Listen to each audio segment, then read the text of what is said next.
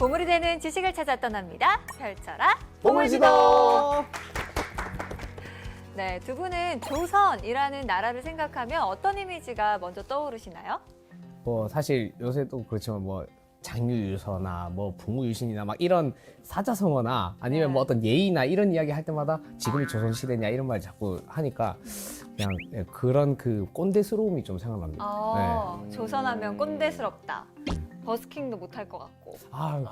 그때 만약에 버스킹을 하면 바로 곤장. 포졸들이 막 나와가지고 곤장 네, 매우 쳐라 할 것 같고. 다리 그런 찢고. 이미지. 다리 찢고. 다리를 찢어요? 이거 드릴을 이름 트는 뭐고. 거. 아니, 인권 따윈 없이 네. 그냥 막 아주 엄하게 했을 것 같은 느낌. 네. 그런 나라였을 것만 같은 이미지. 음. 우리 인욱 씨는요? 잘 모르겠어요. 뭐가 뭔지. 별 뭐 겪어보진 관심 없다. 않았으니까. 조선 별 관심 없다. 조선인 건 조선이라는 말은 들어봤지만 어. 조선이 언젠지 잘 모르겠어요. 아, 꽤 옛날이었어요. 우리가 보진 못했어요. 그게 언제야? 그 사극 봤잖아요. 사극 봤죠? 네. 그게 사극이 다 한복 조선이에요? 입고 있는 거, 한복 입고 있는 거. 한복 입으면 다 조선이야? 뭐 웬만하면 조선. 아, 그냥 일단 드라마로 거의 세상을 이해하고 있기 때문에 한복 입으면 조선. 오케이. 뭐 허준이나 세종대왕 뭐 네. 이런 왕들 나오는 그 중에 약간 정장 끼어 나오면은 이제 다른 조선 그때 아니고. 일제 강점기로 약간 넘어간 최근, 거죠. 약간 아, 최근. 약간 최근. 아, 그거는 이제 김두한 나오는 거. 그래, 오케이, 맞아요, 오케이. 그 전까지. 네. 네, 우리의 이야기를 들으면서 약간 머리가 지끈지끈 이렇게 관자놀이를 이렇게 짚으시고 계시는 분이 좀 보이십니다.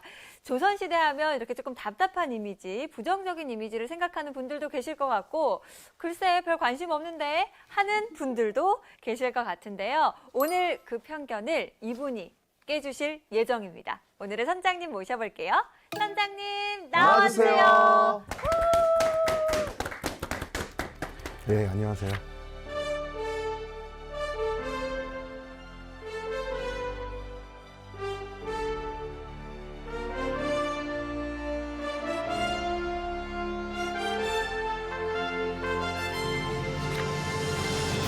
아니 선생님 저희 이야기 들으셨잖아요. 조선시대에 대한 이미지가 지금 이렇거든요. 무관심하거나 약간은 부정적이거나. 굉장히 낡은 이미지를 갖고 있고요. 그 보수적이고 원리 원칙을 지키고 깝깝한 거 있잖아요. 네. 남녀 칠세 부동석. 네. 근데 또 나쁜 이미지 중에 전쟁을 잘 못하는 맞아. 나라라는 이미지도 있어요. 그 다음에 뭐 이런 것도 있죠. 저자를 매우 쳐라. 아, 전 그 장면 볼 때마다 빵 터지거든요. 왜요? 왜냐하면 사또가 니를 네가 알렸다. 내가 알렸다. 모르겠는데 그럼 저자를 매우 쳐라. 이게 죄가 있든 없든 굉장히 좀 너무하잖아요. 말 대꾸 하면 쳐라. 네, 그렇죠. 그런 느낌. 때리고 네. 싶으면 때릴 수 있는구나. 그런데 제가 개인적으로 생각하는 제가 갖고 있는 조선의 이미지는 혁명. 굉장히 급진적인 이미지를 저는 갖고 있어요. 약간 많은 분들이 생각하는 이미지가 좀 의외인데요. 반대네요. 네. 보통 조선을 성리학적 이상을 추구한 국가라고 우리가 얘기를 하잖아요. 그런데 단지 성리학적 이상만 추구해서는 세계의 어떤 왕조도 500년 이상을 갈 수는 없습니다. 비록 조선이 마지막에 굉장히 좀 비참하고 한심한 모습으로 무너졌지만 이게 어쨌든 우리 민족을 500년 동안 그럭저럭 먹고 살게 하는데 성공한 체제였단 말이죠. 그래서 우리는 타임머신을 타고 조선이 어떻게 해서 생겨났는지를 보면 조선이라는 나라를 알 수 있다. 이렇게 생각을 해요. 우리는 조선은 왜 탄생했는가? 그리고 조선의 체제는 어떤 특징을 갖고 있었는가? 마지막으로 조선은 왜 무너졌는가? 여기서 첫 번째와 세 번째 질문, 왜 탄생했고 왜 무너졌는가를 알면 우리가 조선 사회에 대해서 굉장히 깊이 알 수 있는 지름길이 된다고 저는 생각을 해요. 시작과 끝을 알 수 있는. 예, 그렇죠. 시작과 끝을 아는 거죠.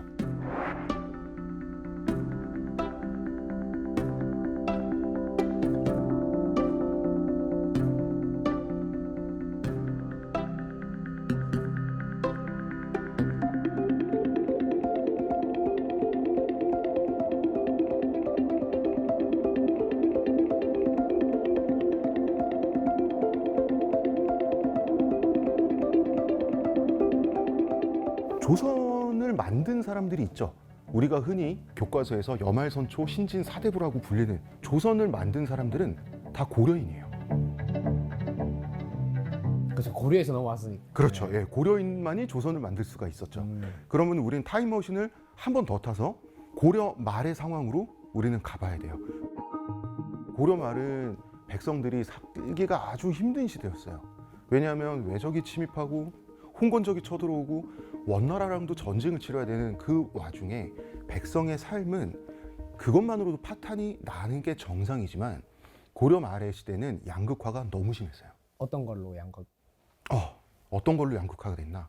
그러면 타임머신을 한 번만 더 타고 조금 더. 예. 자주 탄다. 로마 제국 시대로 한번 넘어가. 로마. 아직 짐 많이 못 챙겼는데 그만큼.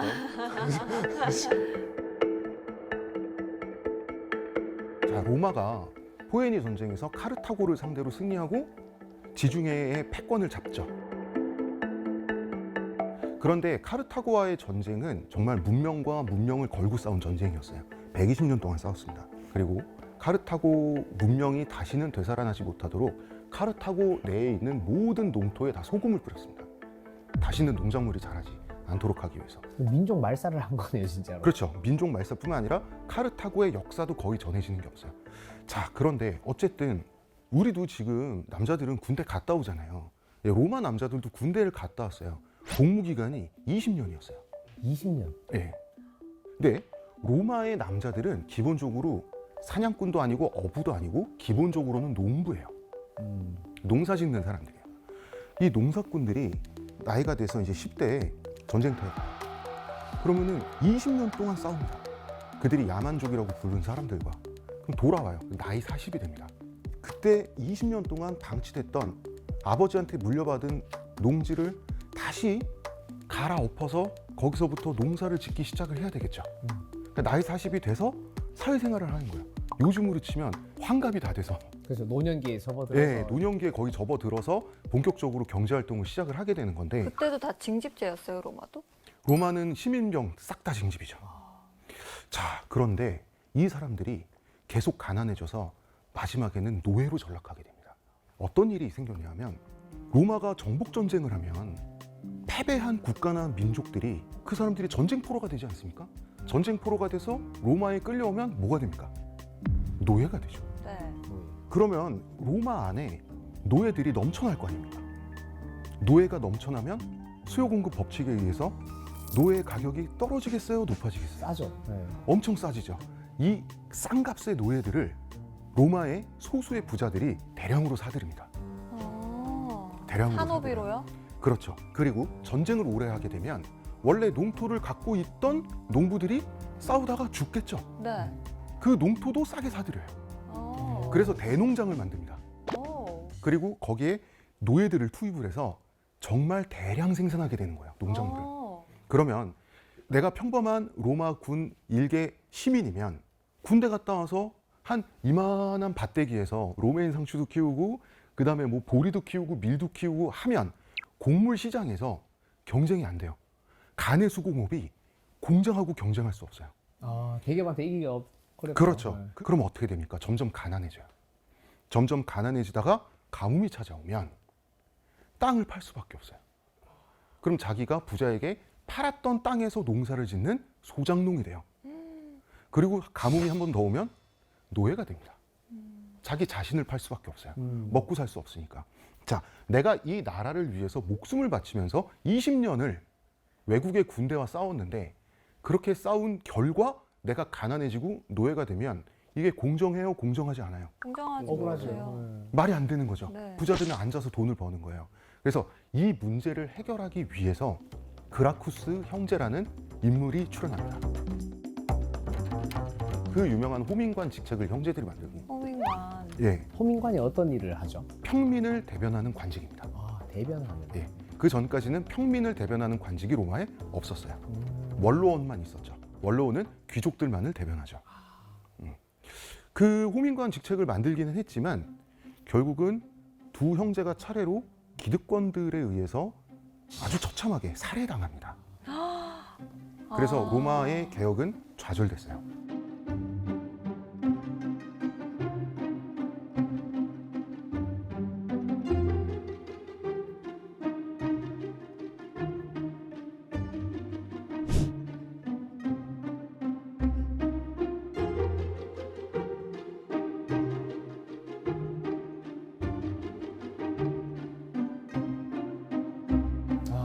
예.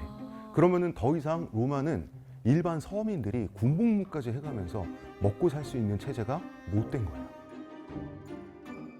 자, 내부 개혁에 한 번 실패했죠. 남은 방법은 팽창밖에 없어요. 계속해서 팽창하는 거예요. 계속해서 정복하는 거예요. 그래서 점령지의 부와 농작물과 노예들을 계속해서 착취하는 거예요. 그러면은 뭐가 생깁니까? 남아 도는 외국산 밀로 만든 빵이 생기죠. 네. 어차피 서민은 계속 가난할 수밖에 없게 됐으니 이 빵을 제공하는 거예요. 사람이 밥만 먹고 빵만 먹고 살 수 없으니까 오락거리도 제공하죠. 이게 그 유명한 빵과 서커스입니다. 빵과 서커스 외에는 답이 없어요. 서민들도 알아요. 귀족들도 알아요. 먹여 살려주는 대신 군복무만 해줘. 이거 외에는 로마는 굴러갈 수 없는 체제가 돼버린 거예요. 그 옥타비아누스 황제 이래로 이집트는 로마 황제의 개인 영지였어요. 이집트에서 생산되는 막대한 양의 밀이 빵이 돼서 로마인들을 먹여 살린 거예요. 그것이 로마 황제의 권력의 원천이었어요. 로마 시민들의 밥줄을 쥐고 있다. 이것이 빵과 서커스입니다. 그래서 이집트의 곡물이 로마 황제로 하여금 로마인들을 지배하게 했다. 그러니까 로마는 이런 해결책이 있었어요. 주변 민족들은 로마에 비해서 문명 수준이 너무 낮거나 문명 수준이 높아봐야 그래봐야 그리스 정도였거든요.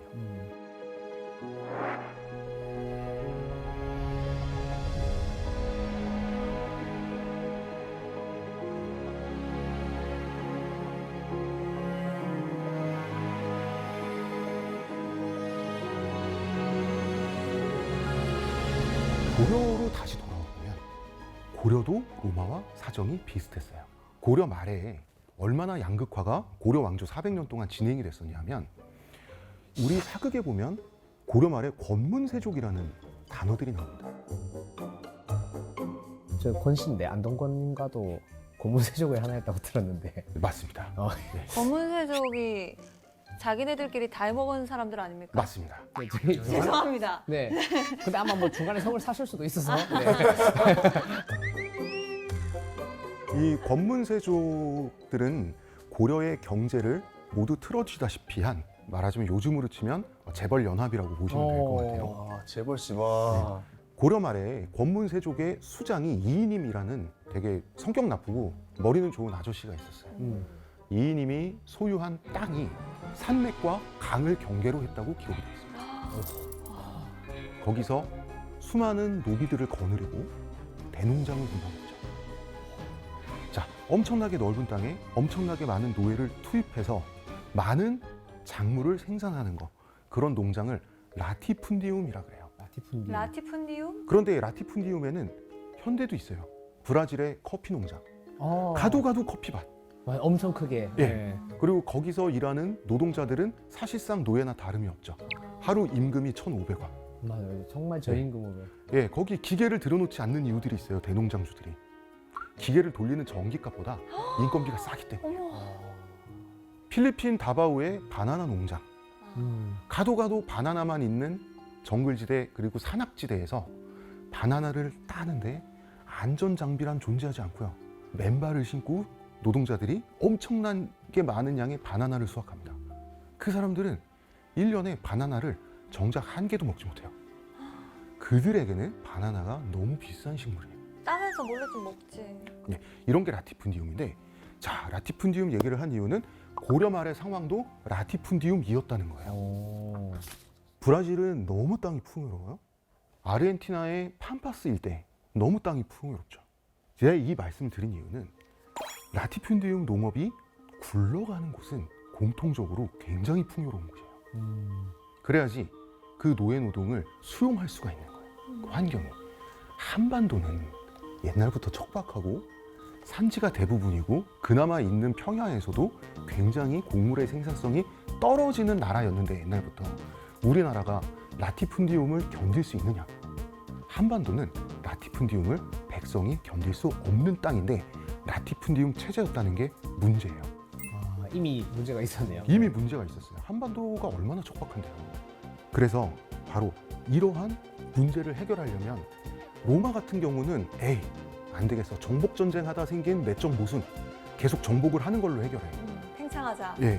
고려가 정복 전쟁을 누구한테 하죠? 중국을 정복하나요? 내부 모순을 해결하기 위해서. 네. 고려와 주변 세계는 로마와 주변 세계와 비교했을 때 로마는 주변 세계를 군사력으로 다 압도했어요. 문명 수준에서. 고려는 그렇지가 못했어요. 그렇기 때문에 고려는 단 한 번의 내부 개혁에 성공하지 않으면 이 한반도 문명이라고 하는 게 더 이상 지속될 수 없다라는 문제의식을 느꼈던 사람들이 바로 신진 4대부들이었어요.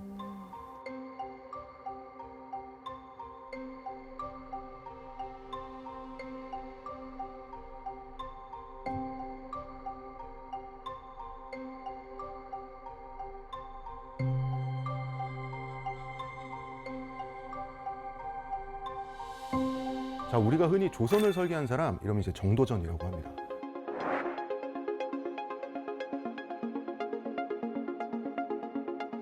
자, 이제 고려 말에 우리나라는 이 농지가 인구를 부양할 수 있는 첫 번째 한계가 끝났어요. 조선은 어떤 나라가 돼야 되느냐? 이 한정된 지극히 적은 농업 생산량을 가지고 500만 명 이상의 인구를 먹여 살리게 하려면 양극화를 없애야 되는 거예요. 그러니까 전국에서 생산된 쌀, 보리 이런 곡물을 어떻게 전국에 있는 모든 사람들이 골고루 나눠 가질 수 있을 것인가. 부의 재분배. 조선은 부의 재분배를 위해서 탄생한 나라예요. 저 때 이미 권문세족이 땅이며 곡물이며 이런 것들을 다 차지하고 있을 때니까 네. 이거를 다시 재분배를 시키자 하는 필요한 시점에서 등장했다는 거죠. 그렇죠. 그래서 저는 꼭 정도전이 아니었더라도 네. 30년 후든 40년 후든 그와 비슷한 생각을 하는 사람은 나타났을 거라고 생각해요. 우리 공자, 이 논어가 있고 맹자라는 고전이 있지 않습니까? 공자 맹자. 네, 공자 맹자일 때 맹자는 당시에는 마르크스의 자본론 같은 새빨간 책이었어요. 근데 그 정몽주가 정도전에게 몰래 이 맹자를 넣어줘요. 맹자는 이 급진적인 혁명 사상이 담긴 책이거든요. 그래서 정도전이 그 맹자를 탐독하면서 이 사람이 그때 처음 이 세상을 뒤집어 엎어야겠구나 라고 하는 그 혁명가가 되기 시작을 합니다. 자극받았네요. 네, 굉장히 자극받았죠. 그래서 조선 성리학의 기본 근간은 맹자예요. 네. 자, 그래서 이 신진 사대부 세력은 이성계와 손을 잡죠. 그래서 신진 사대부들의 철학과 이성계의 무력이 만나서 쿠데타에 성공을 하고 조선 왕조가 세워지는데 조선이 빵 하고 생기지 않았습니다. 일단 태조 이성계는 고려 국왕 자리에 올랐어요. 일단. 근데 이때 국제적인 정식 타이틀은 고려 권지 국왕, 고려 국왕 대행이었어요. 이 권지 국왕일 때 권문세족을 포함한 모든 기득권의 토지 문서를 다 꺼내서 저작거리에서 몇 날 며칠을 다 불태워버립니다. 토지 소유권을 다 없애버립니다. 지금 민서를 다 없애버렸네요. 네, 그때 반발이 없었나요? 반발이요? 네. 아니, 그러니까 이성계가 필요했죠. 이성계는 당시 동아시아에서 싸움을 제일 잘하던 아저씨였어요. 그러니까 이성계가 필요했죠. 필요해지. 예, 이성계 없이 그런 거 하려고 했다가 그럼 이 30년. 사람들 다 유배 한 두세 번씩 다 갔다 온 사람들이에요. 이 신진 사대부들이. 예.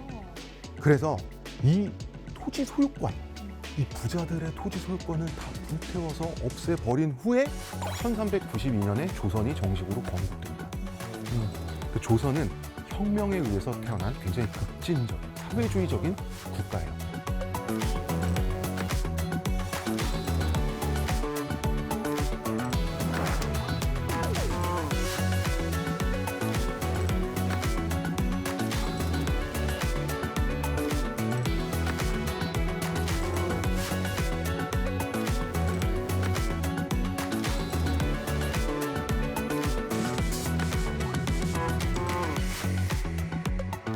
그래서 농사를 짓는 사람들에게 가족을 부양할 수 있을 정도의 땅이 다 돌아갑니다. 정말 그 약간 공산주의적인 그 발상으로 쫙 뿌린 그런 느낌인가요? 맞습니다. 예. 그러니까 경자유전이라는 말이 있습니다. 사자성어 중에. 그 땅에서 농사를 짓는 바로 그 사람이 농사 짓는 그 땅을 소유하는 것이 옳다라고 하는 게 경자유전이라는 말이에요. 경자유전의 이상이 우리나라에서 첫 번째 실현됐던 때가 바로 조선의 건국이었어요. 조선 말이랑 상당히 다르네요. 그래서 조선의 재분배 혁명이라고 하는 것은 갑자기 전국에 있는 자영업자들이 다 건물주한테 세 내면서 건물세 내면서 장사하고 있지 않습니까? 갑자기 그 매장 공간이 자기께 되는 거예요. 그리고 갑자기 가난한 사람들이 월세에 살고 있었는데 그 집이 갑자기 자기 집이 된 거고요. 모든 가족에게 자가주택이 갑자기 마련된 거예요. 그 정도로 굉장히 급진적이고 지금 우리로서는 상상하기 힘들 정도의 대변혁이었던 거예요. 그래서 우리가 프랑스 혁명이니 영국의 명예혁명이니 하는데 20세기 이전에 전 세계에서 이토록 급진적인 혁명은 없었어요. 조선혁명이 가장 급진적인 혁명이에요. 아니, 저는 이걸 조선을 혁명이라고 말하는 자체가 되게 신기합니다. 저는 이런 표현을 처음 들은 것 같아요. 지금 고려에서 조선으로의 이행은 조선 사회에서 지금 현대 사회로 바뀌는 것만큼의 엄청난 차이였어요. 그래서 우리 어르신들이 하는 말씀 중에 고리짝이라는 표현이 있죠. 네. 어디 그 고리짝 얘기를 하고 있어. 낡아 빠진 옛날 옛적 이야기를 고리짝이라고 하잖아요. 고리짝은 고려적이란 뜻이에요. 왠지 그런 느낌이 나더라고요. 고려일 때 조선인들이 생각하기에 조선은 근대 국가고 고리짝은 거기는 전근대 시대인 거예요. 지금 우리가 고리짝 이야기를 헬조선이라고 말하는 것과 비슷한 거예요. 고리짝이 고리타분함을 표현하는 대명사격인 단어인 것은 조선 초기에 고려인이었다가 조선인이 된 사람들이 얼마나 사회 변화를 크게 느꼈는지를 알 수가 있어요. 단순히 왕조가 교체된 게 아닙니다. 그런데 이 조선을 세운 신진 사대부들은 대부분 단 한 명의 제자였어요. 목은 이색이라고 하는 유학자였어요. 이색. 이색. 이 목은 이색이라는 분은 원나라에 건너가서 과거 시험을 쳤는데 당시에는 원나라가 세계 중심이었어요. 세계 중심 제국이었는데 거기서 1등 했어요. 그러니까 공부 세계 1등을 한 사람이에요. 오. 그리고 나서 원나라에서 뭐 적당히 벼슬살이를 하다가 다시 고려로 귀국을 했어요. 수제였네요. 네. 전 세계에서 공부를 제일 잘하는 사람이 우리나라 사람이에요. 이 사람의 수업료가 얼마나 비쌌겠어요. 그냥 좀 그 동네에서 유명한 한학자에게 1:1 과외를 받는다라고 해도 논을 팔고 밭을 판다 그랬어요, 옛날에. 이 비싼 수업료를 누가 내줘요? 부모님. 그렇죠. 부모님이 내주죠. 네.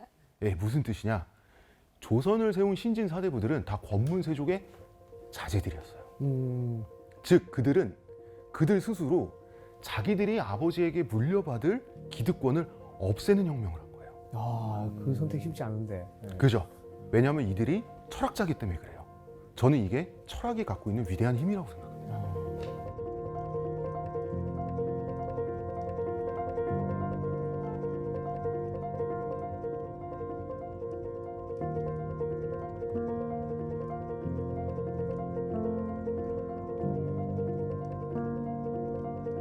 현대인은 현대인의 관점을 가지고 과거를 해석해요. 뭐 저는 세대 구분을 하면 X세대인데 저도 X세대의 기준으로 MZ들을 판단을 하죠. 그러니까 꼰대 소리를 듣죠. 그러니까 현대인도 사실은 조선인들에 대해서 꼰대짓 하고 있어요. 자, 우리가 조선의 문제점이라고 생각하는 것들이 상업자본이 발달 안 하고 말이야. 자본주의 이런 게 발달을 안 하고 일본의 에도 시대처럼 그런 상업자본이 발달했다면 우리가 자본주의를 좀 더 빨리 도입을 해가지고 우리가 서양 문물도 더 빨리 받아들였을 것이고 과학기술, 특히 군사, 무기 같은 거 우리가 일본에 먹히지 않아도 됐을 텐데 이런 식으로 생각을 합니다. 저는 자본주의 사회에 사는 걸 굉장히 감사해요. 덕분에 제가 잘 살고 있죠. 그런데 제가 자본주의 사회에 사는 걸 감사하는 이유는 이 자본주의 사회가 2차 산업혁명 이후의 사회이기 때문에 그래요. 2차 산업혁명 이전에는요, 농경국가는 그 해에 그 나라에서 생산된 곡물의 양 전체가 그 나라가 갖고 있는 그 해의 국부의 90몇 %죠. 자산은 한정돼 있습니다. 이걸 가지고 다 골고루 잘 나눠서 잘 먹고 잘 살아야 되잖아요. 자, 그런데 상업자본이 발달하면 어떻게 됩니까? 인플레이션이 생기죠. 인플레이션이 생기면 곡물은 기본 재화니까 가격이 올라요? 안 올라요? 가격이 오르죠. 가격이 오르죠. 그러면 서민들은 굶어요? 안 굶어요? 정말. 굶죠. 무역이 발달하고 상업이 발달하면 수출과 수입이 늘죠. 자, 수출을 뭘로 합니까? 수출도 쌀로 하겠죠. 쌀로. 수입을 할 때 그 외국에서 중국에서 들어오는 사치품 뭘로 결제합니까? 결국은 모든 부는 쌀로부터 나오기 때문에 곡물로부터 비단을 나오기 산 때문에 거예요? 그렇죠. 그래서 조선은 의도적으로 상업을 억제합니다. 자본주의의 발달을 억제해요. 자본주의의 발달을 억제한 거는요, 자본주의를 경제를 잘 아는 사람만 경제 성장을 억제할 수 있어요. 오히려 조선을 세운 신진 사대부들은 경제 전문가들이었어요. 본인들이 갖고 있는 경제적 지식으로 경제 성장을 인위적으로 억제한 거예요. 그런데 이게 세대가 계속 지나면서 시간이 흐르면 어떤 현상이 일어나냐면 조선의 사대부들은 나중이 되면 경제를 정말로 모르는 사람들이 돼요. 그런 부작용도 있었던 거죠.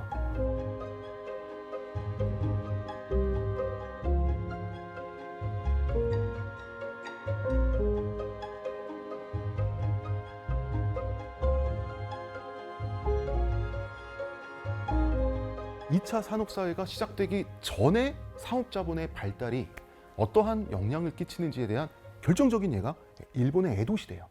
에도 시대가 이제 임진왜란 끝나고 나서부터 에도 시대가 펼쳐지죠. 에도 시대 동안에 일본은 상업자본이 엄청나게 많이 발달했습니다. 자본주의가 많이 발달했어요. 일본 전체 역사상 에도 시대의 평균 신장이 가장 작았습니다. 키가 가장 작았어요. 네. 왜요? 왜냐하면 경제가 발달하니까요. 경제가 발달하면 키가 작아져요? 네, 경제가 발달하면 상업자본이 발달하죠. 네. 상업자본이 발달하면 이제 무역이 활성화되고 네. 자본주의가 발달을 하는 거예요. 인플레가 생겨요. 네. 못 먹어서? 예, 아. 곡물 가격도 똑같이 올라요. 그러니까 서민들은 못 먹어요. 아. 그리고 다이묘들, 영주들, 부자들이 중국의 사치품을 사기 위해서 일본의 쌀이 중국으로 유출이 되는 거죠.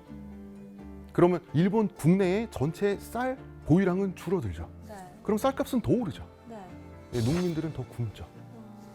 그렇게 되는 겁니다. 그래서 그 에도 시대에 마비키라는 풍습이 생깁니다. 마비키? 마비키, 속가내기란 뜻인데요. 네. 엄마가 자기가 낳은 갓난아기를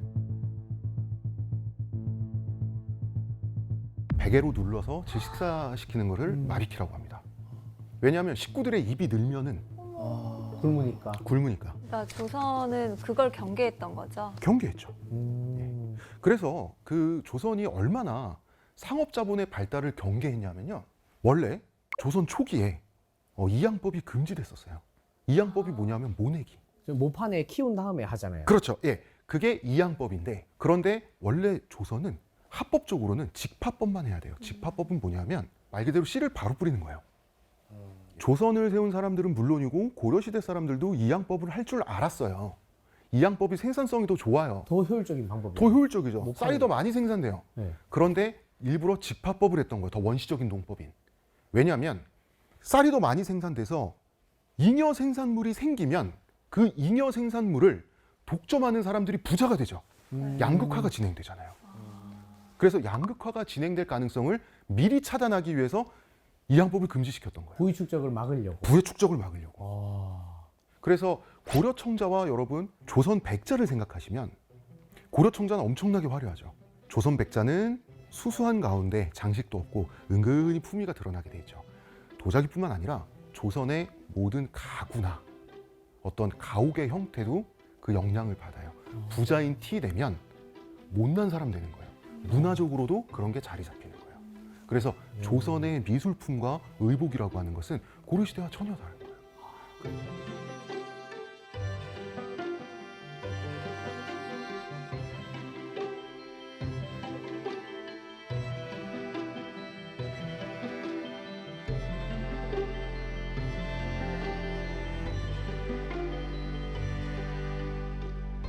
당시는 복지의 대부분이 먹고 사는 거잖아요.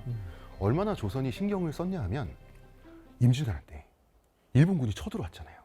그때 우리가 생각하기에 우리는 사극 영화 좀 과장된 게 너무 많아요. 기득권들, 부자들, 양반들 이런 사람들은 막 도망가는 걸로 나오죠. 그리고 국가가 돌아보지 않았던 민초들이 죽창 들고 막 이렇게 일어나서 알아서 싸워서 나라를 지키는 걸로 돼 있는 데가 많잖아요. 네. 네, 그런 사실 없습니다. 의병들이 아니에요? 의병을 다 조직한 사람들은 네. 다 양반들이에요. 그래서 일본들이 리더들은 대부분 네, 다 양반들이고 특히나 전직 관료들이 다 의병을 조직했어요. 예. 그럼 일반 백성들, 심지어 노비들까지도 양반들이 조직한 의병에 포함이 되거든요. 그럼 굳이 그럴 필요가 있었을까요? 그냥 하루 벌어 하루 먹고 사는 사람들이 이 체제에 조선 체제에 그렇게 도움받는 사람들도 아니었잖아요. 특히 노비들도 마찬가지고. 왜 그랬을까요? 처음에 일본 점령군은 네. 점령지에서 조선 사람하고 잘 지내보려고 했어요. 왜냐하면 사이 나빠져서 서로 좋을 게 뭐예요? 맞잖아요. 그래서 농민들은 정부나 이 관아에 조세를 바쳐야 되지 않습니까? 네. 그래서 일본 점령군은 조선에서 조세 파격 박인 세일에 들어갑니다. 자기네들이 이렇게 지배를 하면 조세를 덜 거두겠다. 그렇죠. 이런 세금 식으로요. 까주겠다. 네.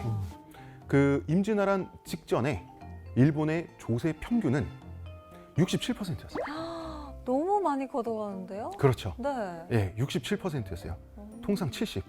그래서 이게 기본이었기 때문에 일본군 장수들은 조선 사람들한테 특별히 잘해줘야지 조세를 40%를 물립니다. 아, 근데, 엄청나게 낮춘 거죠. 그런데 그때 당시에 조선의 기본 세율은 10%였어요. 그러니까 일본군들은 잘해주려고 잘해줬는데 우리나라 농민들, 심지어 노비들까지도 생각하기에는 이건 아닌 거예요. 개떡 같은 소리야? 그렇죠. 이렇게. 아, 역시 오랑캐는 오랑캐구나. 어. 이러고 있는데 저기서 양반 어르신이 의병을 조직했대. 들어가 싸우는 거죠. 어떻게 40%를 내고 삽니까? 이런 거예요. 이 말은 뭐냐면 임진왜란은 정확하게 1592년에 일어났어요. 이러고 예, 조선이 세워진 게 1392년입니다. 정확하게 200년 있다가 임진왜란이 일어났거든요. 200년 동안 건전한 세율을 유지했다는 건 대단한 거예요. 지금 대한민국이 생겨난 지가 80년이잖아요. 네. 200년 동안 농민들이 외적이 쳐들어왔을 때 조건 없이 의병이 될 만한 체제였다. 일반 서민들, 심지어 천민들까지도 생각하기에 이 체제가 목숨 바쳐 지킬 가치가 있는 체제다라고 느낄 수 있게 하는 것. 대단한 겁니다. 이미 일본이 쳐들어오기 전에 200년 동안 너무나 이상적인 체제로 잘 되고 있었다는 거네요. 예, 그거에 단점도 있었죠. 200년 동안 전쟁다운 전쟁을 해본 적이 없어서 너무 약체야. 그 조선군의 전술이라든지 실전 경험 이런 건 다 200년 전이었어요. 근데 아. 일본은 전국 시대를 거치면서 계속해서 전법이 개발되고 업그레이드되고 서로 경쟁하고 그리고 우리나라를 침공한 그 외병들, 일본군들을 보면 다 그 전국 시대 한복판에서 전쟁터에서 다 10년, 20년씩 살아남은 베테랑들이 왔어요. 그러니까 처음에 우리가 밀릴 수밖에 없는 거예요. 그 병사들에게 실전 경험이 있는 것과 없는 것은 하늘과 땅 차이였죠. 예. 그래서 우리가 조선을 흉보고 조선에 대해서 안타까워할 때 조선이 망한 마지막 모습만 보잖아요. 조선이 망한 마지막 모습만 보면 한심하죠. 그렇지만 조선의 마지막이 조선시대 전체를 대변하진 않아요. 조선 왕조 건국 200년째를 살고 있는 농부에게 조선은 실패한 체제가 아니었어요. 그렇지만 조선이 멸망하기 15년 전을 사는 농부에게 조선은 실패한 체제였죠. 우리가 로마 제국이 무너진 모습만 보고 로마 시대 전체를 평가하면 말이 안 되죠. 그것과 마찬가지입니다. 그래서 조선을 이해할 때 우리가 조선 시대 전체를 총체적으로 이해해야 된다. 애초에 조선이 왜 탄생한 국가였는지를 아는 것은 그래서 중요하다는 겁니다.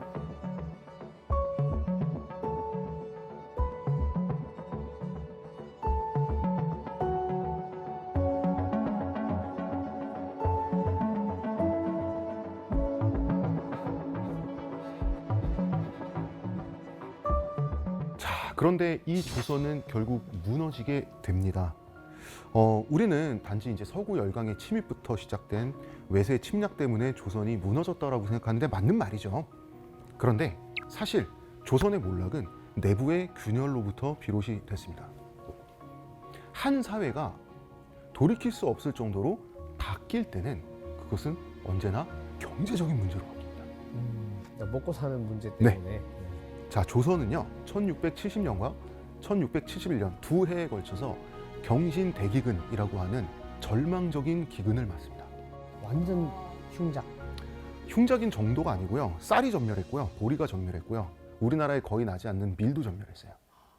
그리고 모든 농사가 다 망했을 때 마지막으로 짓는 곡물이 피예요. 그래서 옛말에 피죽도 못 먹는다는 말이 있어요.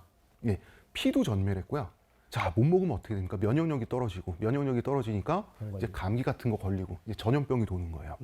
겨울에 추위를 막으려면 솜옷을 입어야죠. 예, 솜은 목화를 따야지 솜이 되죠. 예, 목화도 전멸했습니다. 그래서 조선 사람들이 역사상 처음이자 마지막으로 집단적으로 남의 묘를 파기 시작해요. 수의를 꺼내서 입기 위해서. 어머, 너무 추워서. 너무 그 추워서. 정도였어요. 네. 자, 이런 경신대기근이 전국을 덮쳐요. 이때 얼마나 많은 사람들이 굶어 죽었냐면 왕족도 굶어 죽었어요. 왕의 호위 무사도 굶어 죽었고요. 지금으로 치면 장관들도 굶어 죽었어요. 엄청난 사건이었죠.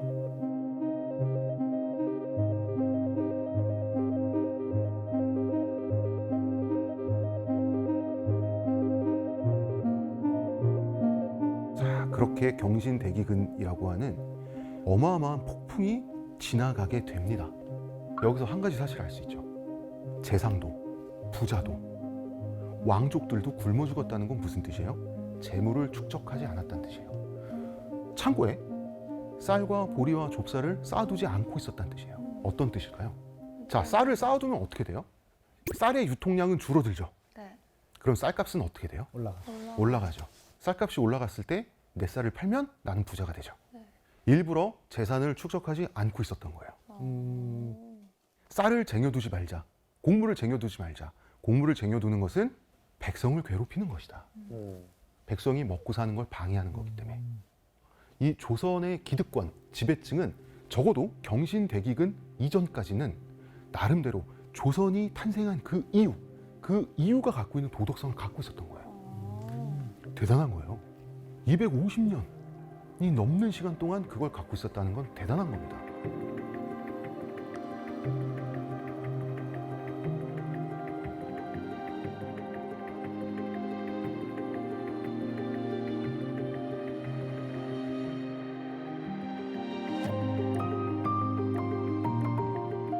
근데 왠지 지금 선장님이 이야기를 하시는 걸 보니 이 이후에 좀 이상하게 변하나 보죠. 이후에 조선은 전혀 성격이 다른 국가가 됩니다. 자, 먼저 한번 다 같이 사이좋게 굶어 죽어 보니 네. 직파법 때려쳐. 무조건 쌀을 많이 생산하고 볼 일이죠. 이제 전국적으로 이양법이 유행을 하게 됩니다. 한번 다 같이 사이좋게 굶어 죽어 보니까 무조건 많이 생산하고 볼 일인 거예요. 맞아. 그러다 보니까 잉여 생산물이 남죠. 네. 그 잉여 생산물이 생기면 부자들은 언제 다시 가뭄이 올지 모르잖아요. 그걸 창고에 차곡차곡 축제를 하기 시작하는 거예요. 재산을 축적하기 시작하는 거죠. 그런데 이양법에는 한 가지 문제가 있습니다. 이양법은 생산력은 좋은데요. 한 번 가뭄이 오거나 한 번 병충해가 오잖아요. 벼들이 전멸하는 문제가 있어요. 가끔가다 이제 가뭄이 왔어요. 벼가 전멸했어요.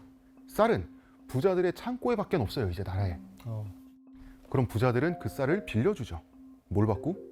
이자놀이 하는 거죠. 고립대를 받고. 부자들은 앉아서 계속해서 부자가 될 수밖에 없게 된 거예요. 그리고 경신대기근 이후에 이제 노비의 숫자가 줄어들기 시작합니다.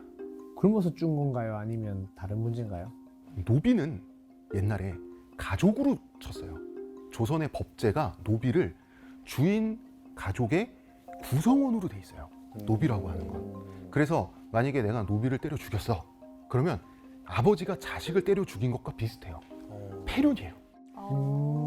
이때 주인의 입장에서는 가뭄이 들었을 때 노비를 책임지기 싫은 거예요. 이제 나 살기 바쁘고 내 처자식 먹여 살리기 바쁜데 노비까지? 그러니까 경신대기근 이후에 노비를 가졌던 사람들 자꾸 노비를 해방시켜 주려고 그래요.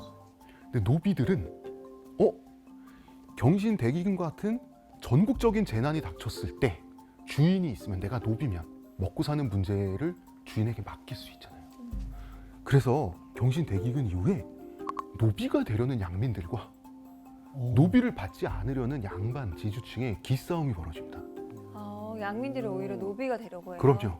예. 왜냐하면 조선시대 노비는 공민이었어요. 법적 보호를 받는 자기 권리를 갖고 있는 공민이었어요. 저 정도면 노비 할 만한데. 그 정도면 노비 할 만하죠. 그러니까 노비가 되는 건 메리트가 있죠. 엄청 좋네. 조선시대에. 그런데 노비를 거두는 건 메리트가 없죠. 그래서 점진적인 노비제 해체 국면에 들어가게 돼요. 경신대기근 이후에.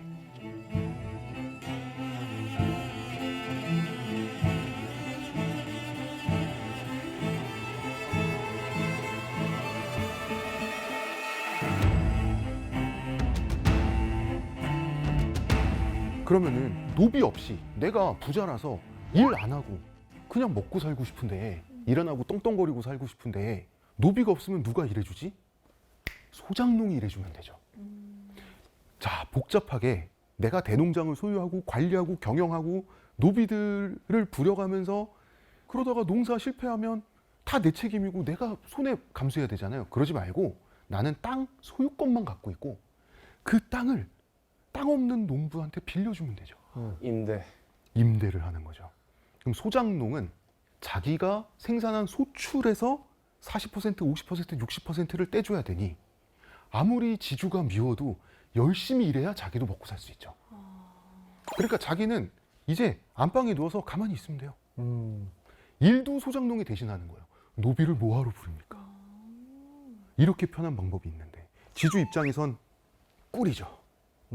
그 와중에 조선은 계속해서 인구는 늘어요.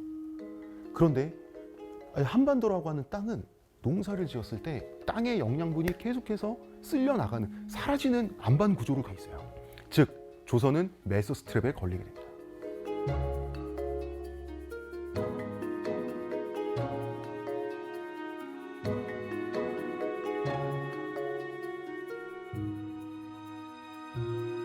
멜서스 트랩은 자, 어떤 사회가 처음에는 인구가 늘면 늘수록 그 인구들이 협동하고 같이 일을 하고 하면서 생산성도 좋아지고 인구가 늘면 지식의 양도 늘고 그러니까 인구가 늘면 늘수록 더 그 사회는 풍요로워지고 먹고 살만해지다가 어느 순간 그 사회를 바치고 있는 자연 환경이 그 인구를 떠받치지 못하게 되는 시점이 온다. 한도초가. 네. 그렇죠, 그렇죠. 그러면 그 사회는 멸망에 치닫는다. 이게 멜서스 트랩이에요. 멜서스 트랩 이론은 현재는 폐기됐습니다. 왜 폐기가 됐을까요? 그 자연 환경을 능가할 수 있는. 네, 지금은 2차 산업 시대이기 때문에 그래요. 근데 2차 산업 시대 전에는 모든 생산력이란 건 사람의 인력과 자연의 결합물이에요. 농사를 짓든 수렵을 하든 계속해서 땅을 풍요롭게 만들어주는 유지를 시켜주는 공장에서 찍혀져 나오는 화학 비료란 것도 없어요. 조선은 멜서스 트랩에 걸려 있는 나라가 돼버리게 됩니다. 그래서 사람들이 굶주리는 게 당연한 시대가 돼요. 현대 한국인들은 조선 시대가 굉장히 오랫동안 변화가 없는 고정된 시대라고 생각하는 경향이 있어요. 그런데 10년이면 강산이 변한다라는 말은 조선 사람들이 만들어낸 조선 속담이에요. 왜 10년이면 강산이 변할까요? 영양분이 다 빠져나가서. 조선시대 말기가 되면 이순신 장군을 좋아하는 선비들이 이순신 장군이 싸웠던 격전지를 방문을 해요. 명량해전, 한산도 대첩. 그런데 난중일기랑 안 맞아요. 왜 안 맞을까요? 개간을 해서 그래요. 지형이 바뀌어 있는 거예요. 진짜 강산이 그렇게 변하네요. 처절하게 개간을 하고 계속해서 경작지를 늘려나가려고 했는데도 18세기, 19세기가 되면 조선의 쌀 생산량은 점점 줄어들어요. 인구는 늘어가는데 왜? 조선 땅 자체가 점점 고갈되는 거예요. 땅의 기운 자체가 고갈되는 거예요. 하도 좁은 땅에 농사를 많이 지어서. 거기다가 지금 말씀드렸던 양극화. 그래서 이사벨라 버드 비숍 여사는 조선 말에 조선을 방문해서 이런 말을 했습니다. 조선하는 착취하는 사람과 착취당하는 사람 오직 두 종류의 사람만 있다.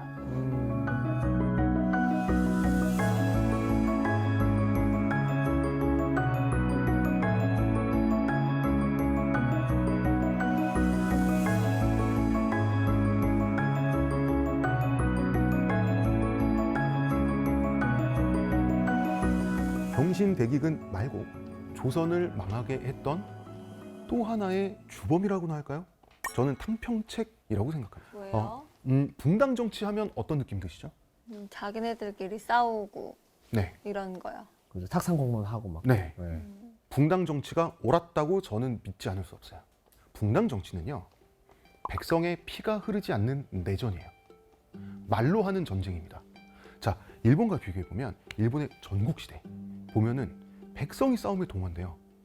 전투, 전쟁에 동원되는 비용도 다 백성이 다이묘들에게 뜯겨서 착취당해서 마련이 되죠. 붕당 정치를 해서 일반적인 농사 짓는 백성에게 어떤 손해가 돌아가죠? 없어요. 예, 붕당 정치는 굉장히 좋은 정치예요. 그러니까 기본적으로 좌의정은 요즘으로 치면 여당 당수, 우의정은 야당 당수로 보시면 되고 정권이 교체되는 거를 환국이라 그래요. 정권 교체, 그걸 환국이라고 하는데 보통 환국이 한번 일어나면 뭐 한 30명은 유배 갑니다. 근데 평생 그 정권이 그대로 있지 않아요. 네. 다시 정권 교체 될 거 아니에요. 그럼 다시 서울로 올라와서 또 관료를 하는 거예요. 이 제도가 좋은 건 뭐냐면 언제 내가 쫓아낸 죄가 언제 다시 돌아와서 나를 처벌하게 될 수도 있잖아요. 그렇기 때문에 심한 부정부패, 심한 잔인성은 가지고 있을 수 없게 된 거예요. 함부로 막 하지 못. 함부로 못했다. 즉 붕당 정치는 말로 하는 내전인데 서로가 서로를 선을 넘지 않도록 견제하는 내전이에요. 그런데 그걸 없애버렸네. 영조는 붕당을 없애버렸죠. 그 과정은 비효율적이라고 생각한 거예요. 실제 영조가 느끼기엔 비효율적이 없겠죠. 영조는 엄청 무서운 사람이었어요. 그 카리스마적인 인물이었잖아요. 그래서 영조는 신하들이 이 사람을 되게 무서워했기 때문에 영조는 아유 붕당 정치가 왜 필요해? 그냥 내가 시키면 다 그냥 일렬 종대로 서서 따라하란 말이야. 통했어요. 영조 다음에 정조 때에 이르러서 정조는 영조만큼 무서운 사람은 아니었지만 정조는 조선 4대 천재가 정조잖아요. 이 사람이 워낙 천재이기 때문에 붕당 정치 없어도 탕평책만으로 자기가 다 할 수 있었어요. 자, 붕당, 정당이 없어지면 요즘으로 치면 대통령 독재가 되는 거죠. 그러니까 모든 것을 왕이 책임지고 왕의 권한 아래에 있는 것은 그런 제도는 정말 뛰어난 강력한 왕이 있을 때만 통해요. 그 다음 왕들은 영조처럼 무섭지도 않았고 정조처럼 천재도 아니었어요. 평범한 사람들이었어요. 순조. 이런 사람들이 그 탕평책이 갖고 있는 강력한 왕권을 풀로, 맥스로 활용하지 못하면 결국은 붕당이 없어진 상태에서 일당 독재가 되게 됩니다. 노론. 노론 일당 독재가 되는 거죠. 왕을 노론이 대체하는 거예요. 그리고 노론 내에 당내 투쟁에서 최종적으로 안동 김씨가 승리하면서 세도 정치가 시작돼요. 안동 김씨. 네. 자, 붕당 정치가 사라지고 세도 정치가 시작되니까 견제가 없어져요. 이제는 선을 지킬 필요가 없어요. 선을 시계 넘기 시작하죠. 국가를 사유화하고 매관매직을 하고 나라가 망하기 시작합니다. 조선은 100년도 안 되는 시간 동안에 망할 준비를 마친 나라가 돼요.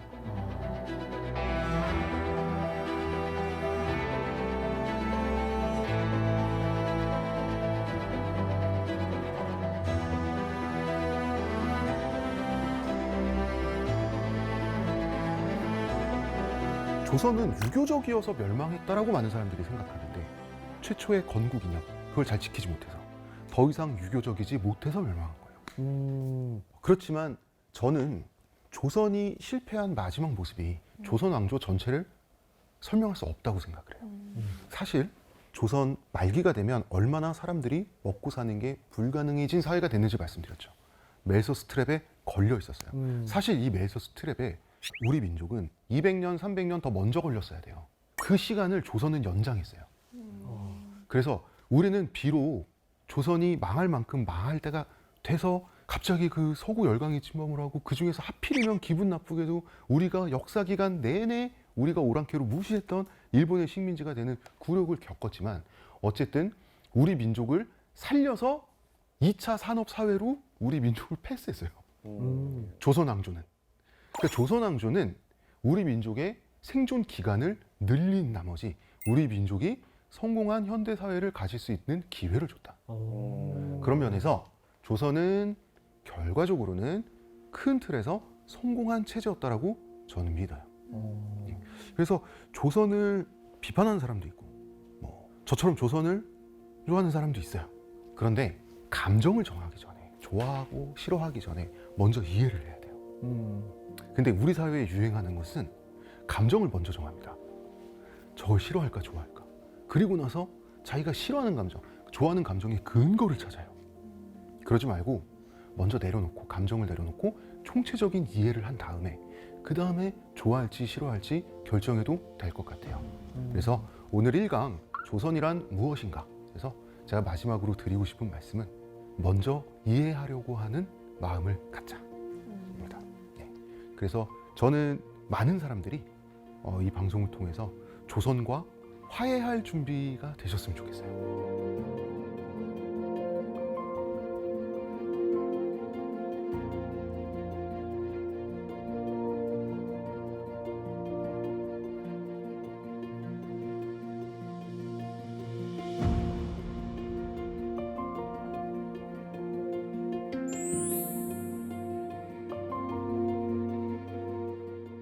오늘 우리 선장님이 조선에 대한 새로운 이야기를 전해주셨는데 한마디로 오늘 강의를 정리를 해주신다면요? 감정을 먼저 정할 필요 없다. 이해가 음. 먼저다라는 말씀 드리고 싶습니다. 아.